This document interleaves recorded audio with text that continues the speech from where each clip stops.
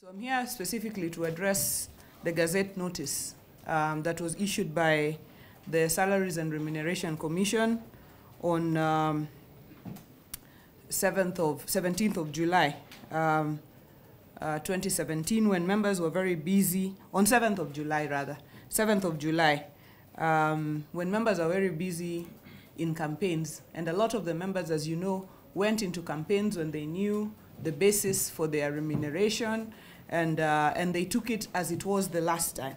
This Gazette notice, in my view, is not only in bad faith, but is really, truly singling out members of parliament and meting unfairness on them in comparison to other state officers, such as those in the executive and in the judiciary. We know that the SRC regulations require that before effecting any changes in salaries and remuneration and allowances, they are expected to conduct a job evaluation. And that is the requirement by the Constitution. At least a year to effecting any changes, they are meant to conduct a job evaluation. SRC did not conduct any job evaluation on members of parliament, and therefore just proceeded to effect changes downwards on their salaries and allowances without any job evaluation, and therefore without any basis whatsoever. We all know from labor practice that it is unfair to reduce allowances and salaries of members downwards when they are already in the course of duty.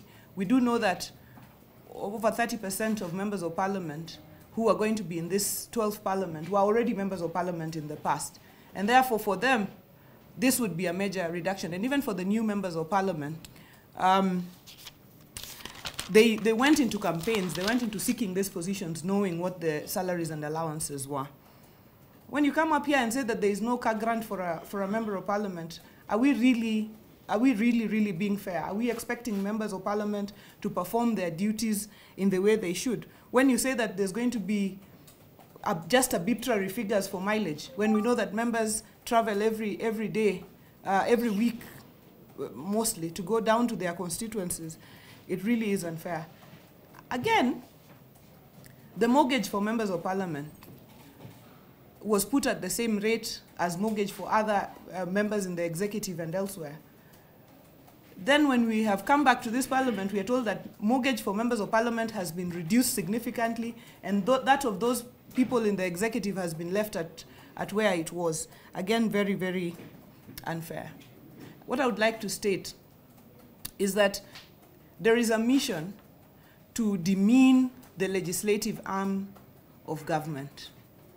There is a mission to demean members of parliament and reduce them to beggars, and perhaps, like in the 90s, expect them to go to the executive every Friday begging for handouts to be able to go back to their constituencies.